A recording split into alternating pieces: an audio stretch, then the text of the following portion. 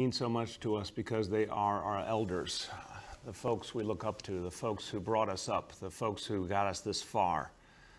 Let's take a moment to think about the senior citizens in our lives, our moms and dads, our grandparents, our aunts and uncles, the people who have done so much for us, and to think about what they mean to us. And I had an experience this week. I have my Aunt Jean. She lives up in Maine. She's 93 years old. And she reached out to me because she saw one of these morning press conferences.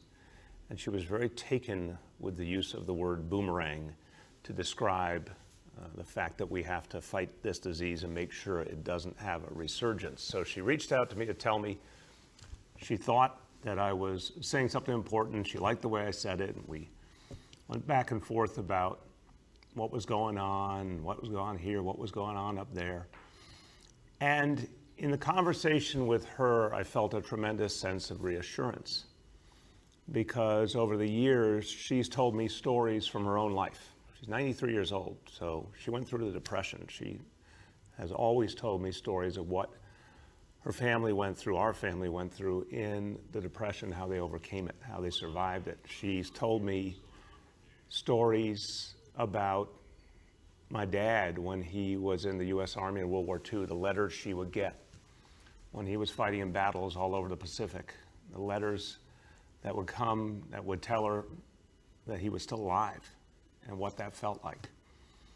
And it gives you a sense of what we have gone through as New Yorkers, as Americans. When you talk to the older people in your life, it reminds you just how much we've had to overcome previously.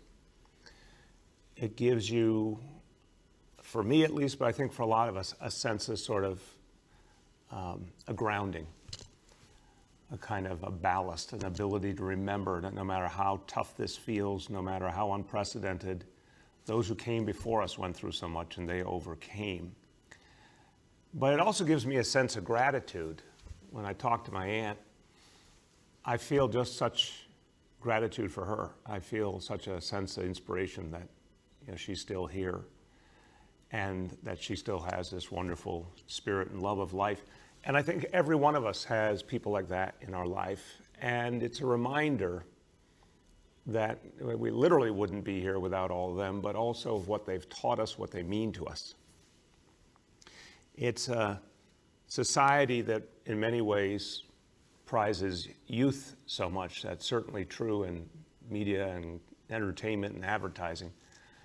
But I think it's a time when maybe we're reassessing a bit and we're coming to remember what we owe our seniors and to appreciate them more and to look out for them more and to defend them more.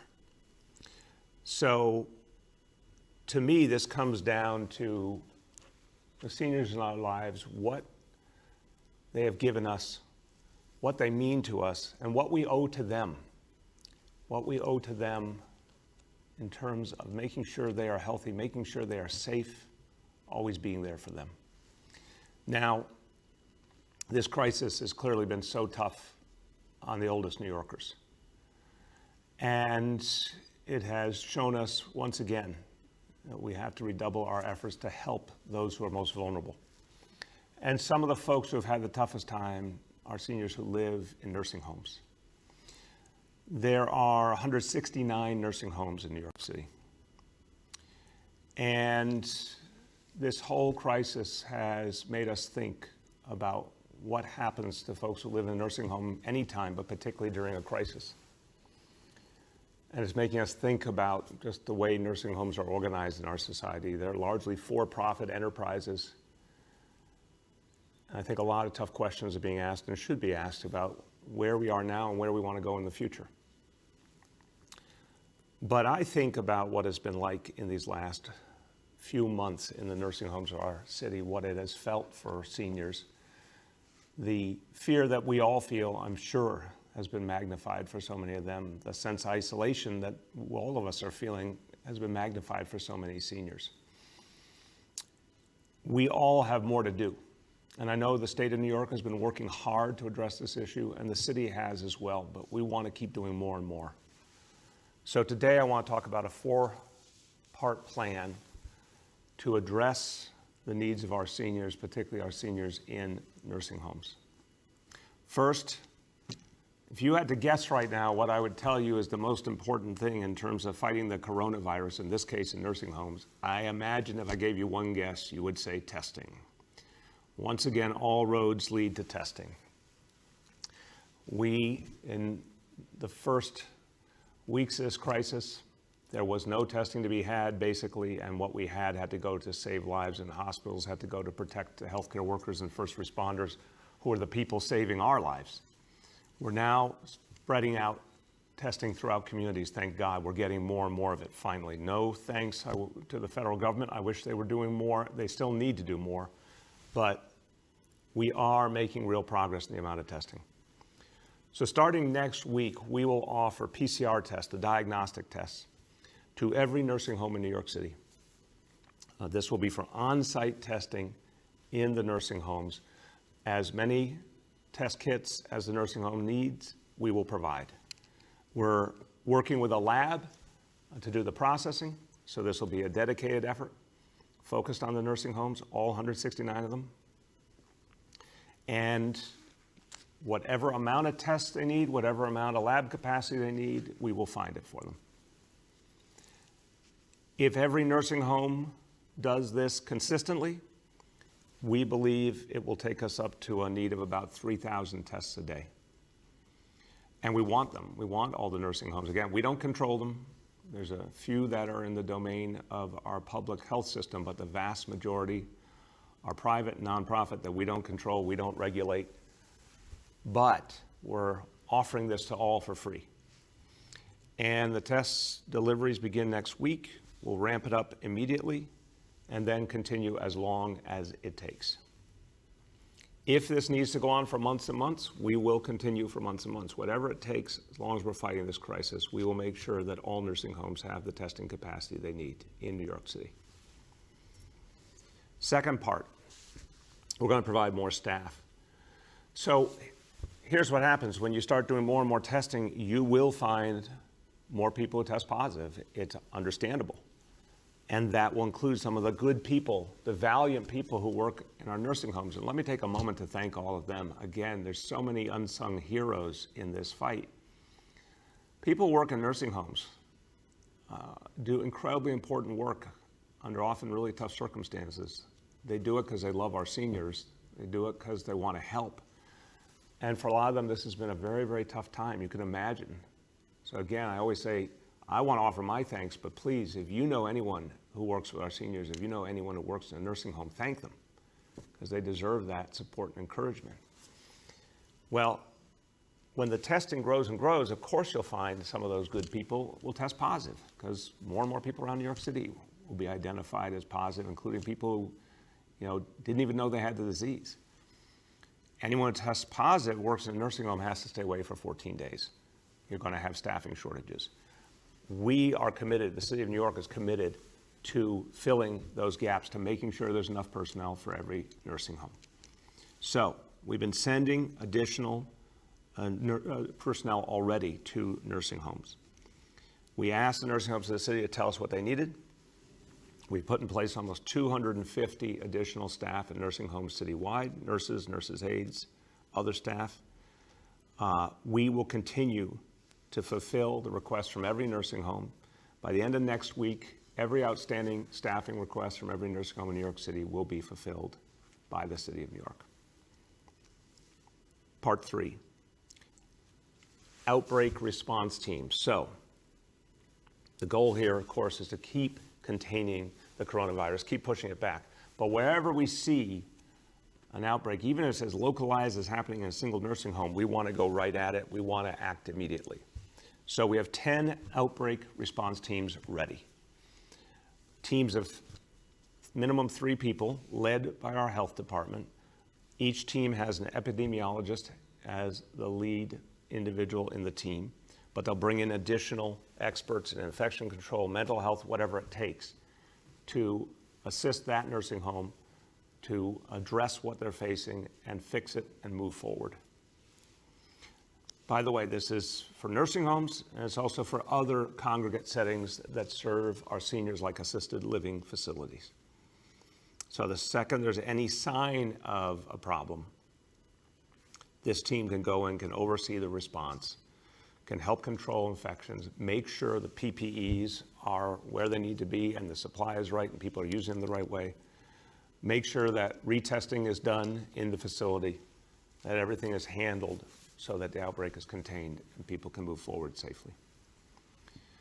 And then part four is looking ahead to the future. Look, the future might look very different, and I think we need to start thinking about a different future. I think we need to think about a time where more and more of the care given our seniors is given to them at home.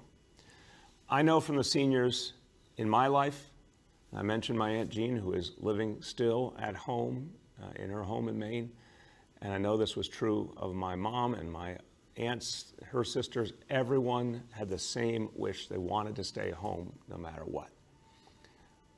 We got to make that the norm more and more. Now, we got to think about why it even got the way it got, that so many people ended up in a nursing home, including a lot of seniors who didn't want to be there. There are a lot of reasons for that.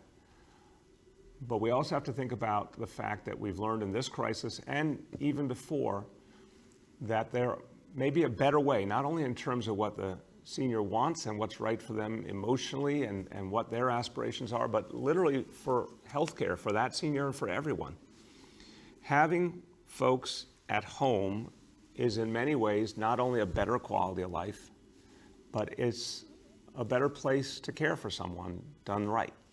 It's a better place to make sure that people have the support they need. And by the way, if people are living at home, there's much less chance of being in a situation where they're exposed to a disease that's spreading.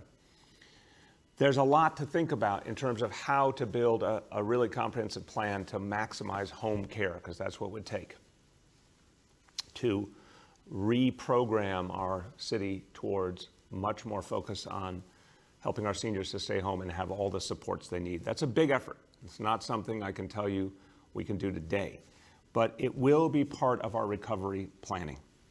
We have said we're not just going to bring the city back, we're going to bring it back stronger, better, and fairer. We're going to address a lot of things that didn't go addressed before. This is one of them.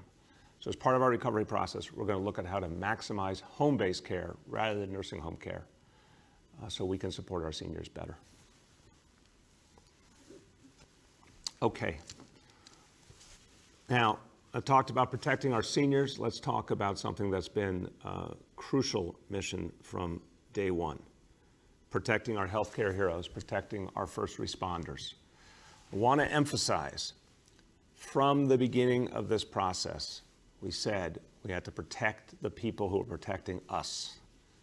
The first responders across all agencies, the healthcare workers across all of the different types of hospitals, everyone who was at the front line needed protection. That meant the personal protective equipment, the PPEs. And we know it was a fight from day one. And again, when we look back on the history of this, the scarcity that attended to this crisis from the first minute that we're still fighting against now was shocking in this land of plenty.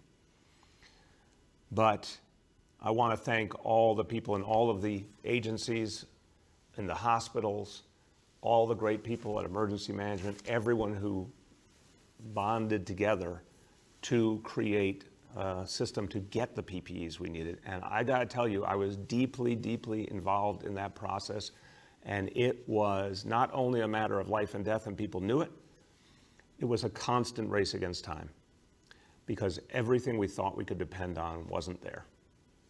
The federal government system wasn't working anywhere near the level we needed. The international market collapsed. Every day, and I am talking down to, I would talk to the team and they would be pursuing individual leads with individual companies in countries all over the world, constantly trying to see, could we get a shipment one day earlier? And then, as we've talked about before, realizing we had to protect ourselves by maximizing production here in New York City. And that's a wonderful, valiant story, and all the people who are doing that work, producing PPEs, here in New York City, they are heroes. And I want us to remember that and really appreciate them in the months and years ahead. But the fact is, we were up against the wall constantly, and the reason we got through was the resolve of everyone in the city government, all our partners, all those people in business who came to help us, and the ingenuity that was constantly applied to the situation. We got very close to running out, many a time. And this is on the crisis standard. This is not the ideal standard. This is the CDC crisis standard, which is sort of the fallback that you use that still protects everyone, but is the real world reality of scarcity that we had to deal with. But now I can say something I rarely got to say in the last few months. We are confident about the supply we have for the remainder of the month of May. That means the N95s, the face shields, the goggles, the gloves, the surgical gowns, the face masks, meaning the surgical masks. All of those items are now in sufficient supply to get us through the month of May to protect our first responders and our healthcare heroes. That's progress. That means all hospitals can be provided with what they need, nursing homes, as we just discussed. Another group of folks who have worked heroically, and we don't talk about it because it's such a sensitive topic, but the folks in the funeral homes, they've done important work. We can provide for them as well.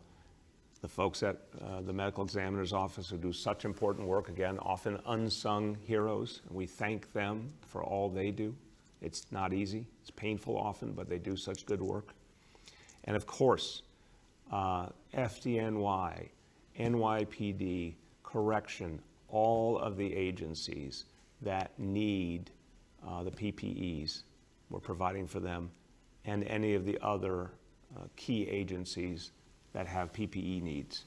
So that's something I can say with some relief that we'll get through this month. We still have work to do to increase that supply for the weeks and months ahead. And then to build up that New York City strategic reserve. And this is crucial. I announced this weeks ago. We're never going to be caught in a situation where we have to depend on others again. So by the end of this year, we will have in place a 90-day supply, 3-month supply of critical PPEs. We will have in place 4,000 full-service ventilators that will not be the ones that are in use in hospitals, 4,000 in reserve with a maintenance program to keep them in good shape. We'll be ready no matter what is thrown at us in the future. And we'll have the ability to build right here in New York City what we need. If we ever find that the supplies we depended on are failing us, we'll be able to go into high gear in this city and cover a lot of that gap right here. Okay, now I want to bring up a new topic today. In every crisis, new issues emerge. We don't even understand yet the full magnitude of the crisis we're living through right now. As I said, greatest healthcare crisis in a century, greatest economic crisis in 80 years. Could end up being the greatest economic crisis in the history of the United States. So we're dealing with something, there's no roadmap for this, and things keep happening that we learn from, and whole new realities emerge that we have to deal with. So here's one that our healthcare leadership is now seeing and they're very worried about, and we need to act on it together. And this is something you can act on, particularly parents, grandparents, you can act on this. Right now, the issue is vaccinations, not the vaccine we hope for with the coronavirus, just the everyday vaccinations that kids get to keep them safe. The vaccination rate in this city, this is striking, the vaccination rate in this city has been falling during this crisis. And the sheer magnitude of it has become clear to us in the last few days. The reasons are obvious. Doctors' offices have been closed in so many cases. Families are staying home. We've had to focus on the most urgent needs in healthcare throughout. It makes sense that even parents, grandparents, other guardians, family members who wanted to get a child vaccinated might not have known where to turn or might have been hesitant to go out and get it done given everything else going on. So our health department looked at the citywide vaccination rates for our children, looked at the number of vaccine doses administered, and compared the period from March 23rd, when this crisis had really gone into high gear, to May 9th. So about 6 weeks. Compared that period of time this year to the same period last year, and what we found was quite shocking and troubling. The number of vaccine doses administered over that period this year versus last year, for kids in the category 2 years old or younger, there's been a 42% drop in the number of vaccinations. For kids older than 2 years old, this is shocking, a 91% drop in vaccinations. I'll give you a comparison. The same 6-week period of time last year, 2019, almost 400,000 doses were administered in this city. In the 6-week period this year, fewer than 150,000. So something has to be done immediately to address this, and we intend to work with parents and families to do that right now. And let me explain why. The vaccines that, for example, prevent respiratory illnesses in our kids, prevent a disease like pneumonia, that is important anytime. We never want to see any one of our children in danger. We never want to see a child threatened by respiratory disease any year. We never want to see a child get pneumonia any year. But if that were to happen this year, it comes with greater dangers. A child who gets one of these diseases is likely to need to be hospitalized, and they're likely to be more susceptible to contracting COVID. We know that anybody with a pre-existing condition can be more vulnerable to COVID. So having pneumonia or respiratory disease makes that child both more susceptible to contracting COVID and more vulnerable to the effect of COVID. And we're all watching this very troubling new syndrome, NYC. We don't want to see any child contract COVID. So the pieces, unfortunately, start to fit together in a way that should cause parents real concern. An unvaccinated child at greater threat of contracting a disease that could then put them at greater threat of contracting COVID. On top of that, that combination is dangerous in and of itself. Also brings up the link between COVID and MIS-C. We don't want to see any of that happen to any child. So the bottom line to all parents, all family members out there, get your child vaccinated. We're in a much better situation than we were. Go back to when we started looking at this data. The slice of data we took goes back to March 23rd. The reality, March 23rd versus today, thank God, night and day in terms of what's going on with our healthcare system and our city. So now is the time to get your child vaccinated. This is essential work. Getting your child vaccinated is essential work. Getting your child vaccinated is a reason to leave your home. And whatever it takes to get your child to that vaccination, it's worth it. So we also have to remember this is for your child and it's for everyone, because once one child gets sick, it can spread to the next child. So we have to make sure we get ahead of this. You do not need to go to a hospital facility to get a vaccination for your child. So if anyone is worried about going to that kind of setting, there's other alternatives for sure. Free vaccinations are available at over 1,000 New York City facilities in the Vaccines for Children program. Health and Hospitals is offering vaccinations at all of its clinics, 70 clinics around the city. So to make an appointment, you go to 844-NYC 4NYC. So that's the number 4NYC. Again, 844-NYC 4NYC. Call, make an appointment right away. If you have your own doctor that you can get it done with, that's great too. But let's protect our kids and protect each other by making sure all our children are vaccinated. Okay. Now, I want to bring up a topic that isn't about the coronavirus crisis per se. It didn't come from the coronavirus crisis, but it's being deeply affected by the coronavirus crisis, and it will have a lot to say about our future. We haven't talked about this in a while. I think it's time to check in on it, the census. So we're right now fighting a fight in Washington to make sure that the needs in New York City are seen and heard and felt by those who represent us in Washington. Our own delegation's been amazing. Our senators, our Congress members have fought for us, but we want all the members of the House and Senate to pay attention to the nation's largest city, the epicenter of the crisis, and help us with the stimulus that'll put us back on our feet. Part of why our voices are heard is the representation we send to Congress. That's based on the census. The census says how many members of Congress you get. The census says how much federal funding you get. The census, if it's truly accurate, will give you the level of funding and representation you deserve. If it's not accurate, you literally can lose a member of the Congress. You can lose billions, many billions of dollars. So the 2020 census will have so much to say about the future of this city, and it's being attempted against the backdrop of the biggest crisis we've dealt with in generations, and we're the epicenter. So we're really up against the wall here yet again, and we've got to find a way forward and quickly. What does this money go for? So the pool of money that is affected by the census, one estimate puts it at about $650 billion. That's the pool that we want our fair share of, and that means funding for hospitals. That means money for food assistance. We all are talking about food lately. That money is federal money in so many cases, food stamps and SNAP benefits. Money that goes to infrastructure, to schools, to transportation, mass transit. So many things revolve around that federal funding that we depend on in this city.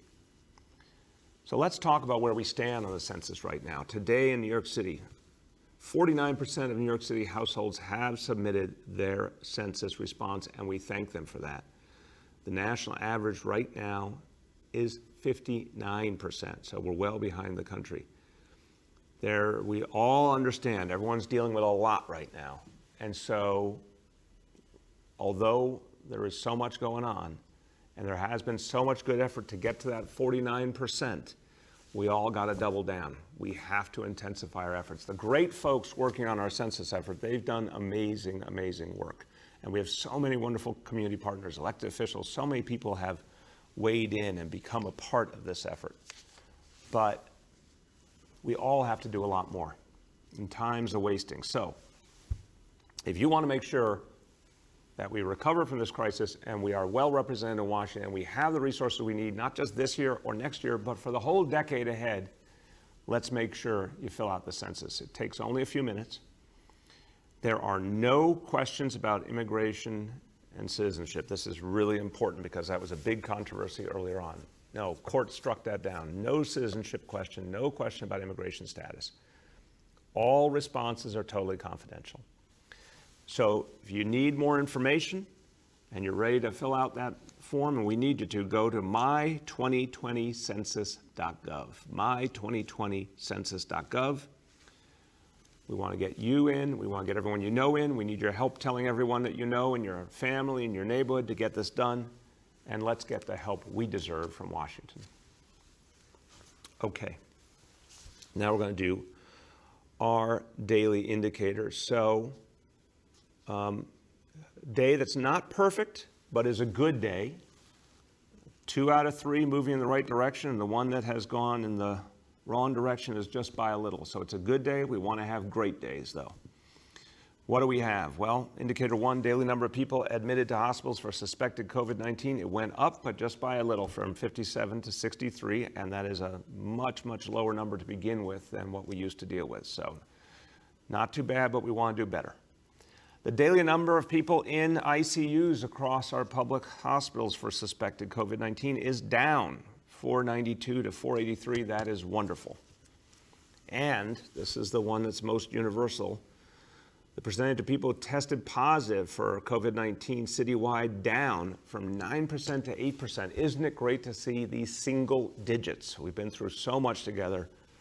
That is really encouraging to see, especially against the backdrop where we're doing more and more testing and getting a better and better look at what's happening to so many New Yorkers. We're now at 20,000 tests a day and growing rapidly, but the percentages are coming back better. So that's wonderful. Okay, few words in Spanish. Gracias a los neoyorquinos. Vamos a tomar la ofensiva en esta batalla y apoyar a nuestros más vulnerables de nuevas maneras.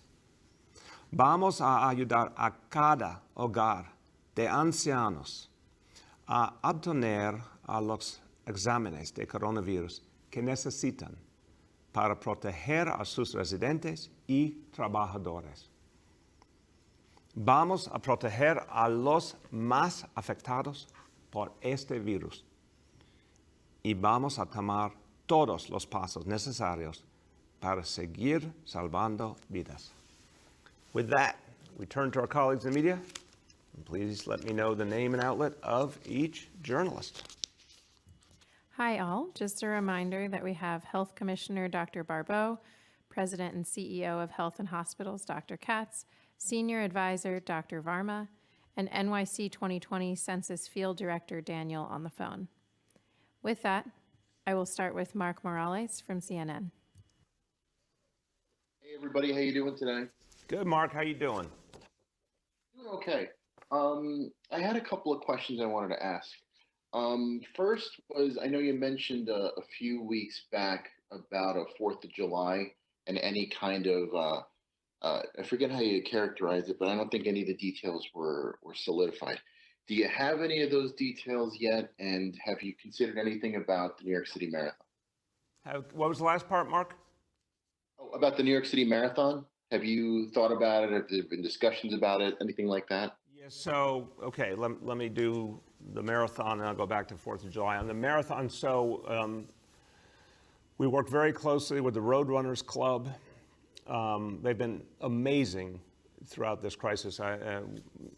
The folks from Roadrunners have put on these extraordinary, virtual, I think they did a virtual half marathon the other day, amazing things they've come up with. The marathon itself is obviously a ways off. So we're talking to them, but it's too early to come to any conclusions. But they are right at the table with us as we consider what to do. And I think we all know, and the state feels this, I feel this, the really big events are the last piece of the puzzle. So, we really have to think carefully about any large gathering. And I think it's fair to say it's going to be a while before we're comfortable with any large gathering. But we also, we're watching this disease daily and always going to hold out the hope that things move faster rather than slower. But the thing we're going to be most conservative about is large gatherings of people, because that's where you could have the most negative impact with the resurgence of this disease. So we'll have more to say on the marathon later.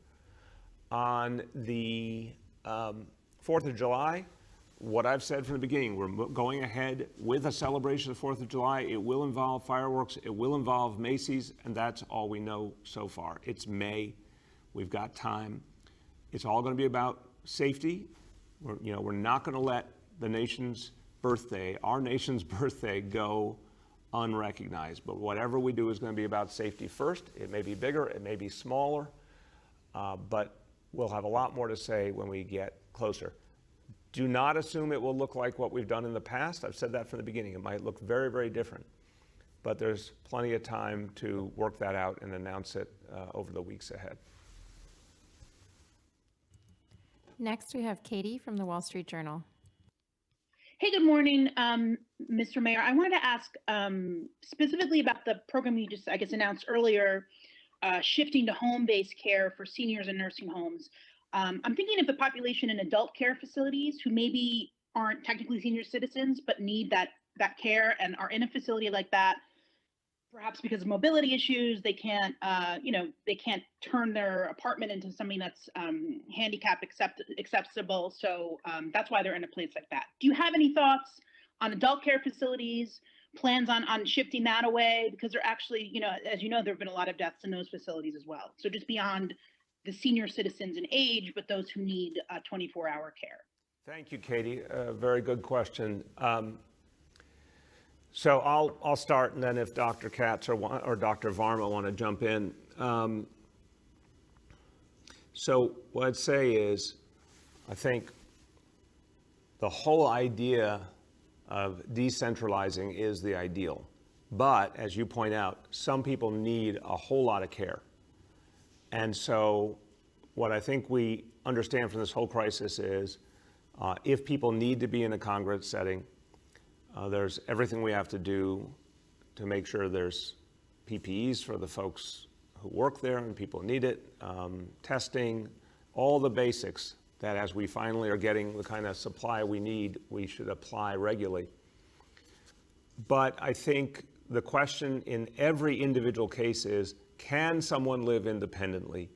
Is there a kind of support we can put in place that would make that work? You know, if there is, I think increasingly that should be the preference in our society more than it has been in the past. I mean, look, we've gone through waves over generations now of people being put into institutional settings who in the past would have stayed at home with their families. Now, that's all about changes in our society. Once upon a time, you know, the extended family all stayed in one place, and there weren't these kind of facilities. And the tendency to have more and more people go into an institutional setting, some of that has been, you know, very, very merited, obviously, because of people's needs, and there was no other way to properly serve them. But I think more and more we're asking the question, at least with seniors, and again, maybe some folks in the adult care facilities, but I'm going to leave it to the doctors to speak to that. You know, at least with many seniors, staying at home with proper home care could be a much better alternative. Not for everyone, because some just need the support and couldn't, you know, make it work and couldn't be healthy without a lot more staffing around them, a lot more support around them. But I think it's time to re-examine the entire reality and see what it would be like to do a more home-based model with a lot of seniors. And we should ask the question about whether that's true for some people in adult care or whether it's a different reality. Dr. Katz or Dr. Varma, you want to add? Mr. Mayor, I think you've done a great job explaining the issues. And as you know, I live in the same apartment building as my 97-year-old father and my 92-year-old mother, and feel very strongly that we should always look for ways to enable both elderly people and younger disabled people to live independently. I've seen too often as a physician in the hospital or in the clinic where people are sent to skilled nursing facilities or adult care facilities because no one puts in the time and the creativity. It is hard, as you say, it's not easy. And as Katie is alluding to, sometimes it requires modification of the home, sometimes it requires equipment, sometimes it requires some creative staffing. But I think the way you've set it out is that it should be our goal to enable everybody who can live at home to do so. There will always be people whose needs are so complicated, who need so much equipment, where the circumstances are such, where we want to take care of them in a nursing home. And thank God then that we have those nursing homes. But I think for everybody else, we should be looking for home care options. Thank you very much, Mitch. I want to say about Mitch, and this is something I really honor, that he mentioned living in the same home as his parents who are in their 90s. That's not by accident. He chose to make sure that and Mitch, forgive me for taking this point and adding to it a little bit, but I honor it and you so much. He chose to set it up so that his parents could live in the same building he lives in. And most nights goes out of his way to make sure that he has dinner with his parents. And I think that's a very beautiful thing. And a guy who's got so many other things that he has to balance, but always takes time for the people who brought him here.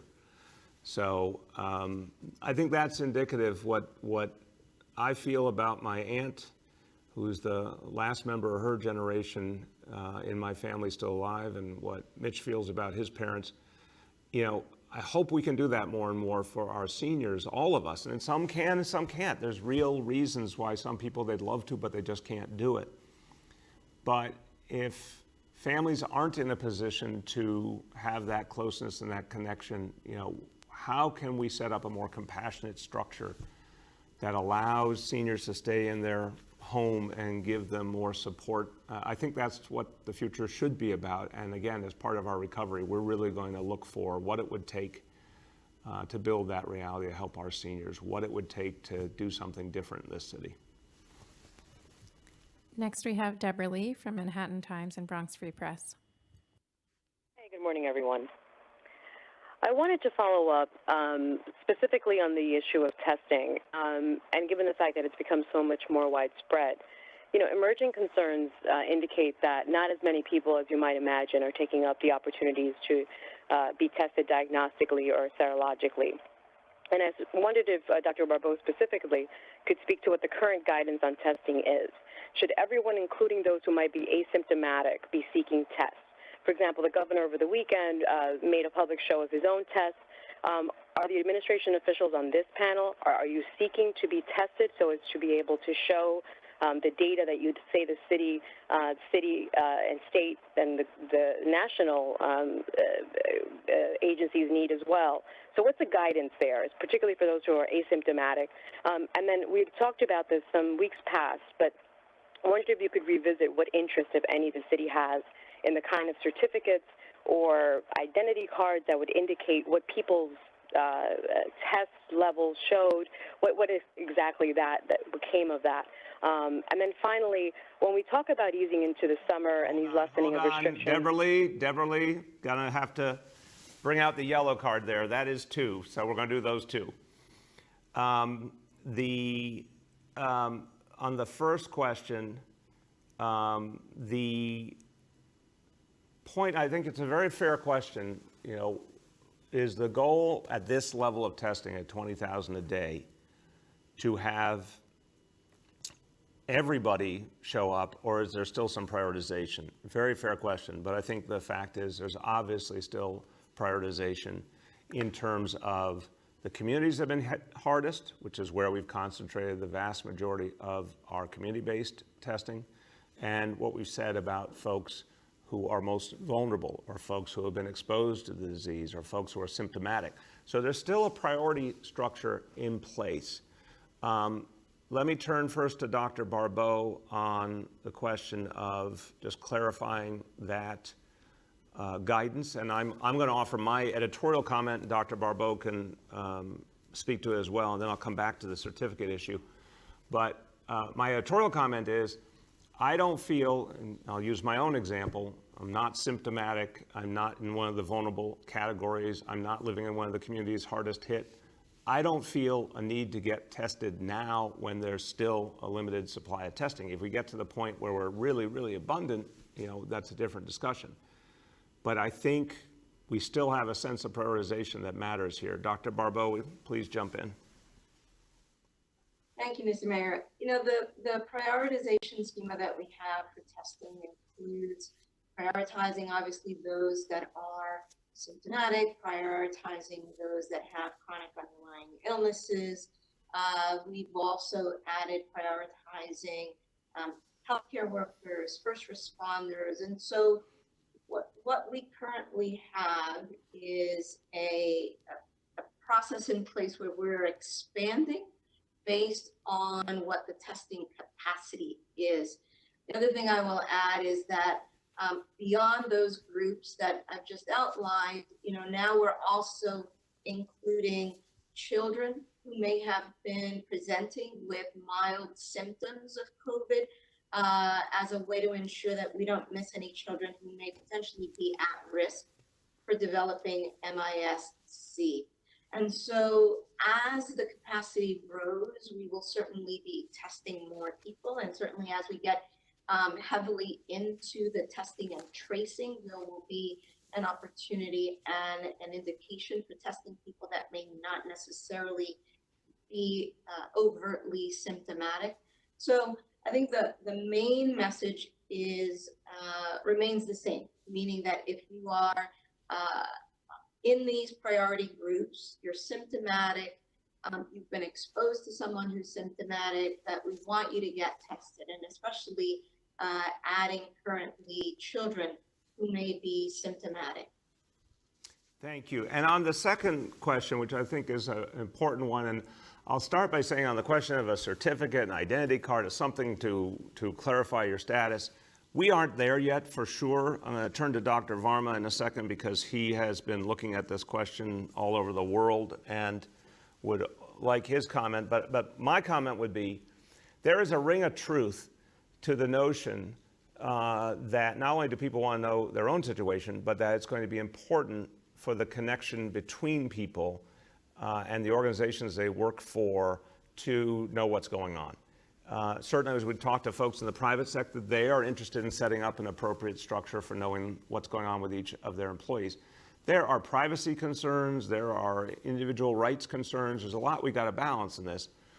But from a societal point of view, we understand that, people want to know if they're going, for example, if everyone's going back to school or if people are coming back to a workplace, what are the smart precautions that are being taken? And it's, of course, the social distancing and good hygiene and face coverings, but it's also things like temperature checks.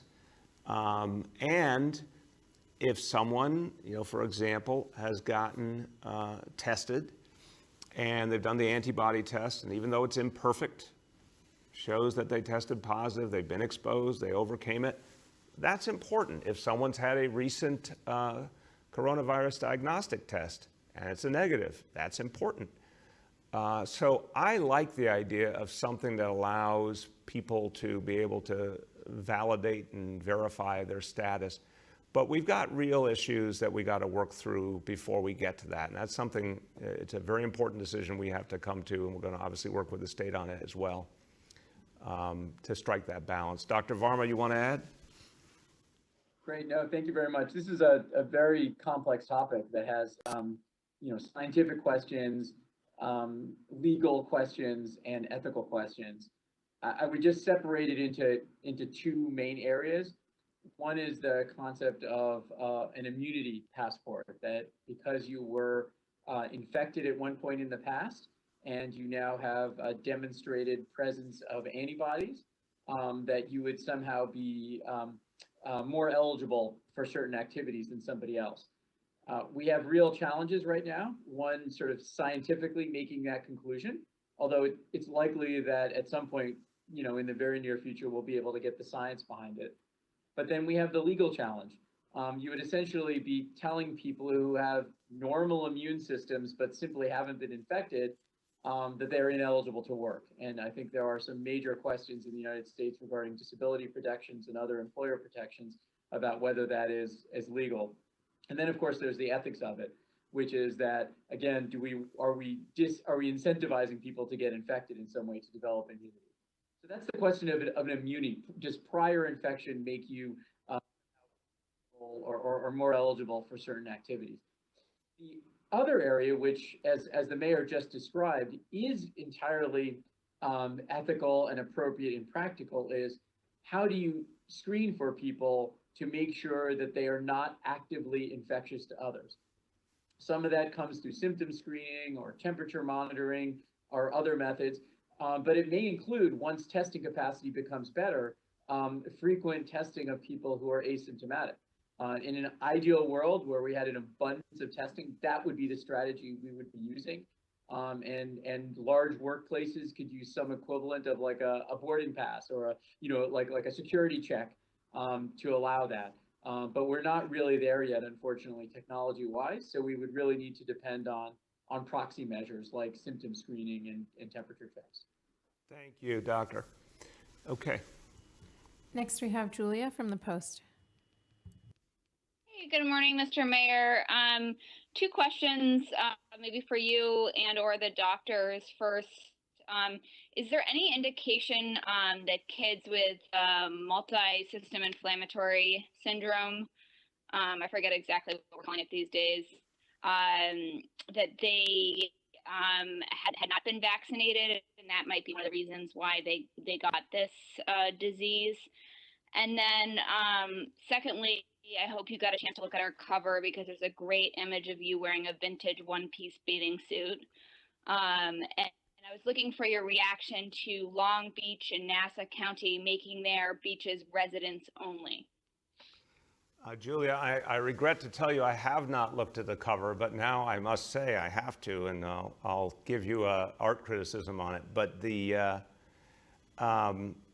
look, on the question of the beaches, every place has to figure out what's right for themselves.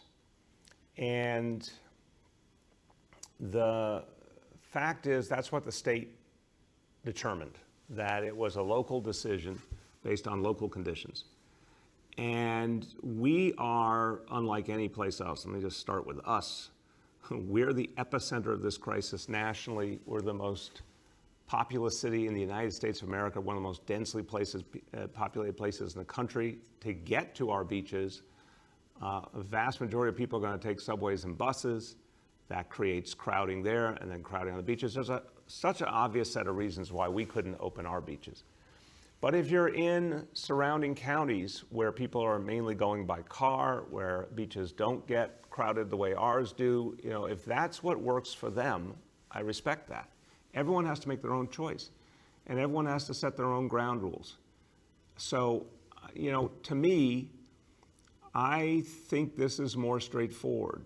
I don't see anything but sort of the obvious reality. And I had a couple of good conversations with the Nassau County Executive, Laura Curran, who I think very highly of and very respected colleague. And, we just talk as two public servants talking about the needs of our different places. And it's about safety first, and we only will do what is safe for our people. In New York City, it's not safe to open our beaches yet. I hope to later in the season, but not now. In other places, they're in a better situation. That's great. On the question of the vaccination, very good question. I appreciate it. How do these pieces interplay? The vaccinations and the obvious lack of vaccinations we've seen, and then this development of MIS-C. So let me start with Dr. Barbeau, and then if Dr. Varma or Dr. Katz want to jump in, please do. Thank you, Mr. Mayor.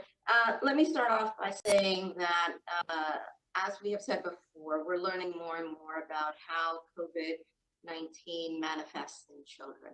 That being said, there is no indication that there is any correlation with vaccinations status for children. And I want to just emphasize that vaccines are the most safe and effective way of preventing illnesses that have been demonstrated to cause significant illness in our children. And we want to strongly encourage parents to have their children vaccinated. And so I think that's really the most important message here. Yeah, Dr. Barbeau, I'm going to just add to the question because I don't want to speak for Julia, but I think the inference of the question was the other way, that is the absence of vaccination, is the fact that so many kids are not vaccinated who would have been otherwise, is that potentially contributing to the emergence of MIS-C? So I'll go back to you and then again welcome in Dr. Varma or Dr. Katz if they want to add. Yeah, there's no indication that there's any even remote connection. So, I want to make sure that the message comes across loud and clear that having or not having vaccinations hasn't been in any way, shape, or form correlated to this illness. This illness, from what we know right now, develops from a previous exposure to COVID-19, and then most of the children that we have seen develop symptoms anywhere from 3 to 4 weeks afterwards. Dr. Varma, Dr. Katz, you want to add? Nothing for me. I think Dr. Barbeau did a good job. All right. Go ahead. Next, we have Rich from WCBS 880. Mr. Mayor, just a quick question about schools. People I know in the education business all are very skeptical about reopening schools in September, just talking about transportation, talking about the spacing that you need between children in a school. Do you think it's unrealistic to think that you can reopen the schools, or is that really the only thing you can hope for at this point? Oh, it's a very fair question, Rich, and I'm eyes wide open on this. I was a school board member, for God's sakes, when we had school boards, the old approach in District 15 in Brooklyn. And, I worked very intimately with many different types of schools, and obviously my kids went to New York City public schools. This is a big, big part of my life and my history. So when I think about what it takes to reopen schools, I am not thinking abstractly. I'm thinking very humanly, very, grassroots. Yeah, it takes a lot to bring it together. And it's going to be a decision based on safety first and health first, unquestionably. But we gotta, I just gotta get people to pay attention to the calendar a little bit more. It's May 20th. We're talking about opening up schools in the second week of September. We don't know what the world's going to look like then. We have to have a plan A. Plan A is reopen the schools. We've obviously been honest. I've been honest. The chancellor's been honest that our kids have not gotten the kind of education we would like them to because remote learning is not as good as in-person learning. I mean, ask any educator. But we're going to do the best we can under remote learning, and we're going to use the summer to fullest advantage. But to educate our kids, the best thing to do is bring them back. But if it's not safe, we're not going to do it. So, and that's about the safety of our kids, our parents, our educators, our school staff, everyone. So the things we talked about earlier, the way we would do testing on a much bigger scale, the way we would document testing the appropriate way, temperature checks, there's all sorts of methodologies that will allow us to bring anything back. And so we are planning on the goal of bringing back school fully. But, I will just say to you and all your colleagues, if you want to ask me the question in May, if you want to ask me the question in June, you can keep asking, but I'm going to keep saying to you, it's too early to tell because we don't know what's happening with this disease and our ability to test and trace. That's all growing rapidly.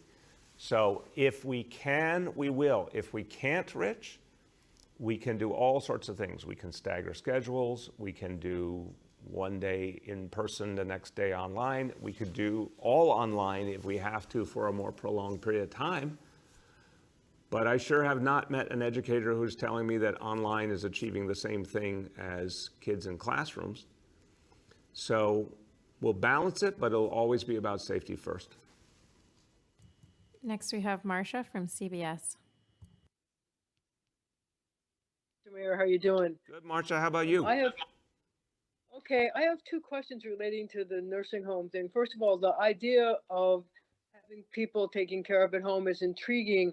I'm wondering who would pay for it. Would it involve city, state, federal funds? Would you have to rethink the way Medicaid and Medicare fund things? And my second question has to do with the whole nursing home issue. And do you think that there should be a separate investigation of how the state handled nursing homes and the deaths in nursing homes? Marcia, I think we're all in this together. I think the fact is we're in an absolutely unprecedented reality, and this pandemic went from 0 to 60 and hit so hard, and everyone was united, city and state. We were totally united that we had to save lives and that we had to keep our hospitals from being overwhelmed. The singular focus we all had was on what was going to save the most lives, and that's what we did for weeks and weeks and weeks. And as finally things have gotten better, we've all been focused on increasing testing. We've all been focused on increasing the supply of PPEs, all the things that would protect people. So the focus needs to be on protecting lives now, saving lives now, and fighting back this disease. That's what the focus should be on. And on the question of where do we go in the future on home care, on nursing homes, you're raising the crucial question. But I think the moment in history, Marcia, calls for us to rethink the whole equation. I've watched this for years and wondered, why is it this way? Does it have to be this way? And I have to be honest with you that a lot of me wondered, our society has changed so much. And again, people used to be closer together, families used to stay closer together, extended families all under one roof, all sorts of things that honestly I think there's a lot to be said for. And now families live all over the metro area, all over the country, and then nursing homes became a bigger and bigger thing. And I don't think it's a great model. I just don't. I think it is necessary for some people. I get it. But if we could create a more compassionate model in a transformative moment in our history, Lord knows, Marcia, if ever there was a transformative moment, we are living it. We are living the Great Depression that our parents and grandparents lived through. You know, we're living the World War II that the greatest generation went through. This is as transformative a moment in history as we will ever see. So we better do things differently. And the model for providing care to our seniors is just not good enough. So who pays? Look, I would put this in the same rubric as universal health care, Marcia. We need to come out of this and have a country that devotes itself to universal health care and have a country that devotes itself to our seniors living at home as long as they possibly can. And that should be federal support first, and of course the state has a role to play, but I certainly don't rule out the city playing a role if that's what's going to get the job done.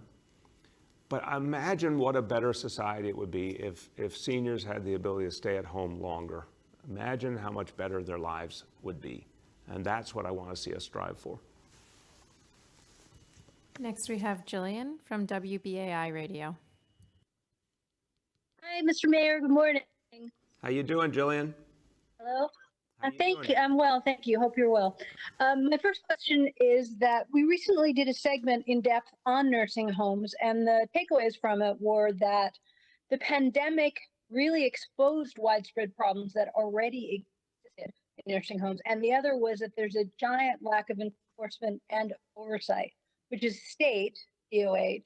So what can the city do?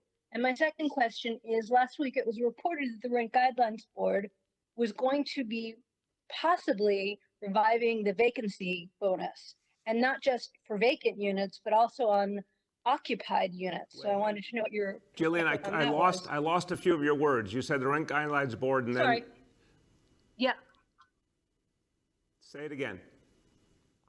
they had revived the vacancy bonus. And it's not just on vacant units, it's also for occupied units.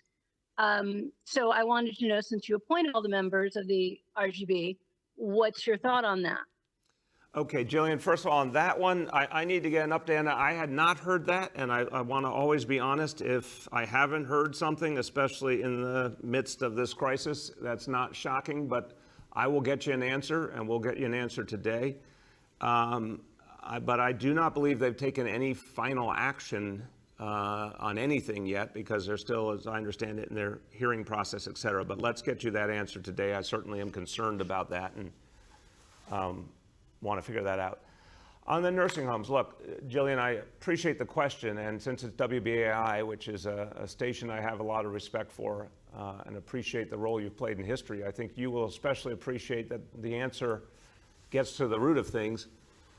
I think one of the big problems here is this is an example of something being done by the private sector that maybe shouldn't be done by the private sector.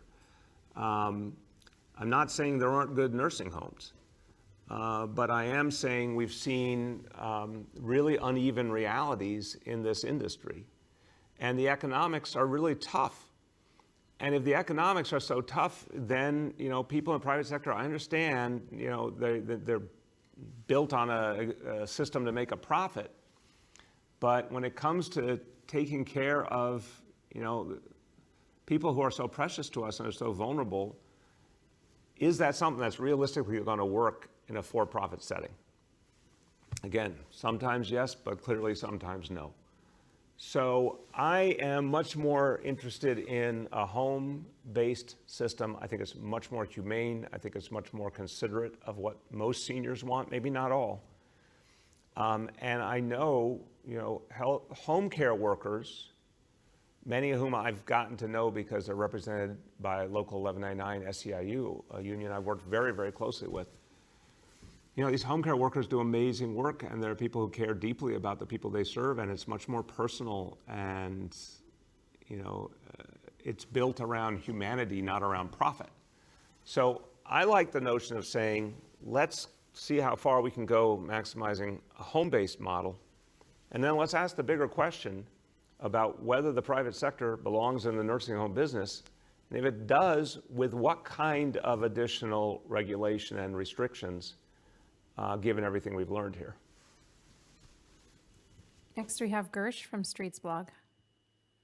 Hello, Mr. Mayor. How are you? I'm good, Gersh. How you doing? Gersh, I have to say, you'll appreciate this. I'm missing softball, Gersh. I know you are too.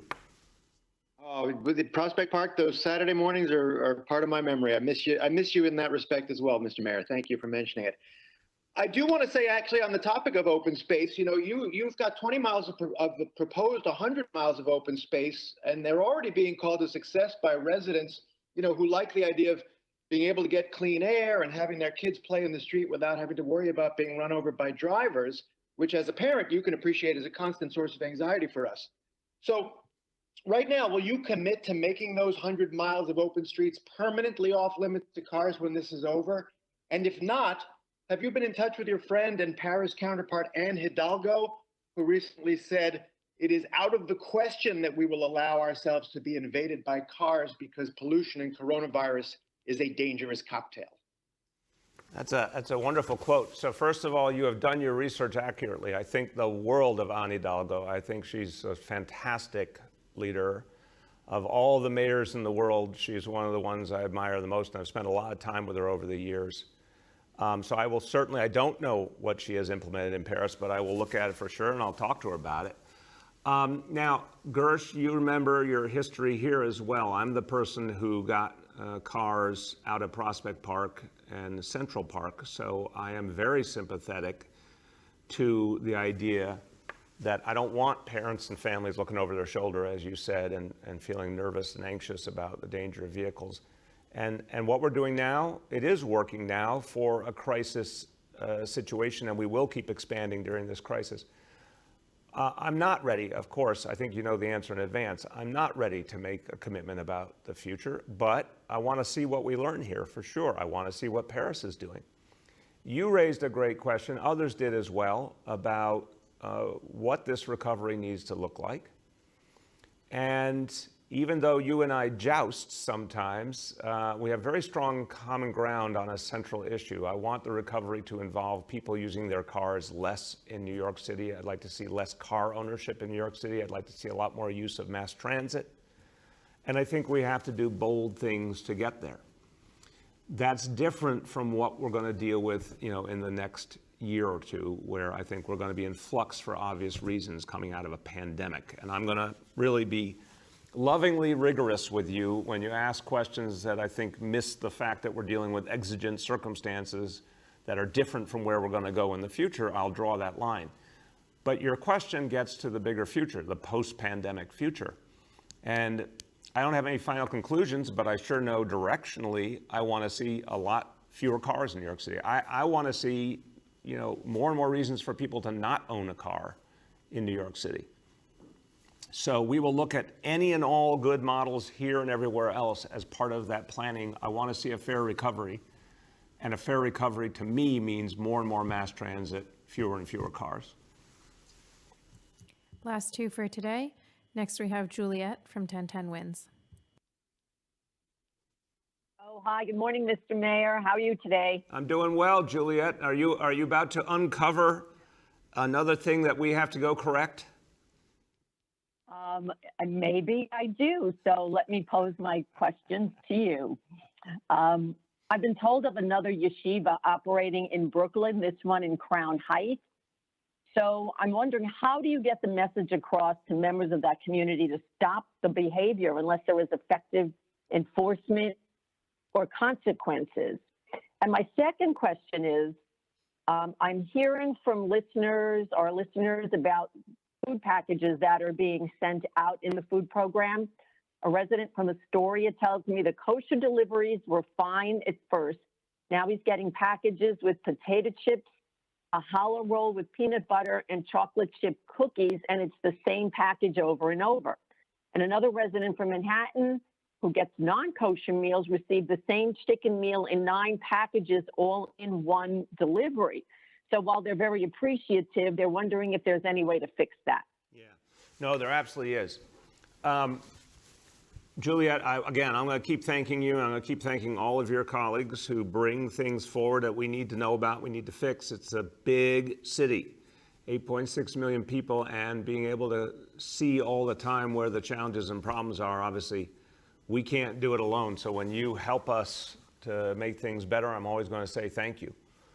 On the food packages, the food program, the great success here has been, again, an example of going 0 to 60, putting something together that did not exist, finding thousands and thousands of our yellow cab drivers and green cab drivers and Uber drivers and everyone else who didn't have a lot of work, and they signed up to do food deliveries directly to the homes of vulnerable people. Millions upon millions of meals being provided direct to home or through the school sites, 500 school sites operating now, providing 3 meals a day to anybody, everybody who needs them. I mean, there's a lot of success here and a lot of good people who deserve our thanks who have put this together. But we still see problems. And I'll ask our food czar, Catherine Garcia, and her team to follow up immediately. No, of course, people should not be getting, food delivered for days and days ahead. There's a certain number of days ahead that is normal. They do that with Meals on Wheels, for example, but there's a limit to that. So we have to figure out that and correct that. Folks who need kosher meals, folks who need halal meals, we have to get that right every time, obviously. But this concern, which some of your colleagues raised recently, I'll talk to Commissioner Garcia about this. I don't know what's going on with the potato chips and the cookies and all that. I'm not saying that you shouldn't have some fun in life and some of that, but I'm hearing about too much of that. And so I want to make sure that our meals are nutritious and are balanced, and that people are getting quality food. So I will get you a further answer, but I'm glad you're raising it, and I'm glad everyone else did. That's certainly not the goal here, to give people food that's not going to make them healthy. And then on the yeshiva, so look, I think the community leaders have been outstanding in making clear that this is a pandemic and everyone has to act differently. And this is true in all faith communities. We've seen this amazing thing. Look, the faith leaders, I had a meeting with faith leaders a week or two ago, and they had to make the horrible decision to shut down services in their houses of worship. And they did, and that's the strongest signal you could possibly send to a community that things need to be handled differently. And it's been true of all the religious schools. They've shut down. So if a very, very few are doing something wrong, we'll go deal with them. If you have a name and a location, please give it to our team, Juliet, and we will deal with it right away. But from what I'm seeing, this is a rarity. But the best way for the very few who are not getting the message, despite the fact that all their community leaders have said it time and time again, the best way to solve the problem is to shut them down.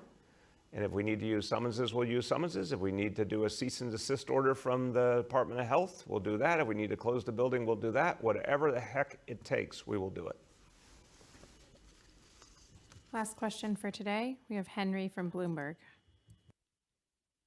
Hello, Mr. Mayor. How are you doing today? Good, Henry. How are you? I'm good. I wanted to ask you about the stubborn statistic on hospital admissions. Where are these cases coming from? Where the cases keep increasing day to day? I know they're lower than a month ago, but this is the second consecutive day that we've seen an increase in the number of COVID-related hospital admissions. And does this signify a hotspot in some area of the city? Is there a COVID Barry somewhere, or a COVID Billy somewhere who's spreading this disease? Why is there some increase over these past few days? Why has it been so stubborn? Yeah, I'll turn to the doctors to see if anyone wants to weigh in, but I'm going to be the layman here and say I'm not sure I would put this in the category of stubborn at all, Henry, and it's a very fair question, but I want to honestly say the decrease has been unbelievable. The fact that we're talking about numbers in the 50s and 60s now compared to where we were just weeks ago is extraordinary to me. The variations have been pretty minor. I mean, we're talking about this last data set, we're going up by 6 people. So I would not agree to the way you're thinking about it. I think you're right to say, one, do we see a problem or a concern? Do we see a trend? No, I think we see the overall trends moving consistently. When you look at state indicators and city indicators, clearly everything is lining up for being able to do something very different in June, and that's fantastic. But this one, I don't see that kind of number as indicating a bigger problem. If it sustained, I would definitely feel differently. But let's turn to all the doctors to see if anyone is seeing any particular problem causing this increase. Who wants to? This is Go ahead. Mitch. I'll start, Mr. Mayor, since the public hospitals are contributing to this particular measure. So this particular measure looks at influenza-like illnesses. And so there'll always be a baseline number of people who present to hospitals who have respiratory illnesses. Some of them will need to be admitted. Some of them may well be able to go home. As you've said so well, Mr. Mayor, the major gain was when this number dropped, and it dropped hugely so. And I think it's important that we keep watching it, but what we're watching is to make sure it doesn't go back up, that we don't have a large number of unexplained influenza-like illnesses. That would be very worrisome, and that would suggest that we were having another wave of COVID. But as long as it keeps bouncing around at this low level, this is what we would expect to see in any community. And there's even a possibility, as people feel more comfortable going to hospitals with minor illnesses, it could even bump up a little bit. But we're mostly watching it to make sure that we have no major increase as we saw when the pandemic exploded in New York City. Excellent, thank you. Either other doctor want to jump in? Mr. Mayor, I'll just add that as part of our ongoing surveillance as to how the virus is continuing to be transmitted, I think we have to take these indicators as a constellation. And to the degree that we're still having people test positive for COVID-19, it's to be expected that we will have a certain number of people, mainly because of chronic underlying illnesses, who will require hospitalization. And so I think, as I've also said in the past, it's not uncommon for us to see a sawtooth pattern to these indicators, meaning that there will be natural fluctuations over time, but that the important thing is looking at overall trends. And certainly for the last several weeks, for the last couple of weeks, the trend has been very positive with regards to the decreasing number of individuals that have required hospitalization. Excellent, thank you. All right, everyone, as we conclude today, want to take it back where I started and talk one more moment about our seniors. And this is the simplest message, which is remember the seniors in your life. Remember to connect with them. Remember to check in on them. Remember to ask them what help they need and do all you can for them. New Yorkers have done so much in this crisis, and so many of you, it's just who you are. Not only to watch out for your own family, but maybe it's a senior who lives on your block, maybe it's a senior in your building, someone you know that from a house of worship, wherever it may be. So many New Yorkers just make it their business to look out for each other and go shopping for a senior in their life or make sure they're okay, just see how they're doing. I can't tell you how important that is. I can't state it enough. That is so good that people do that, but it's needed more than ever now because many seniors are feeling a lot of isolation right now, a lot of worry, and they need our help. The city's stepping up with things like the direct food delivery. Literally any senior who needs food delivered direct to their home, all they have to do is call 311 and they're going to get it for free. But I want that human touch too, where people remember, even just a quick phone call, even a wave on the street, even just asking someone if they need you to run an errand. It really goes a long way. So we're going to do the big things that we need to do to help our seniors, particularly our seniors in nursing homes. But I want to ask everyone Just be there in any way you can for the seniors in your life, in your neighborhood, and it really, really makes a difference. Thank you, everybody.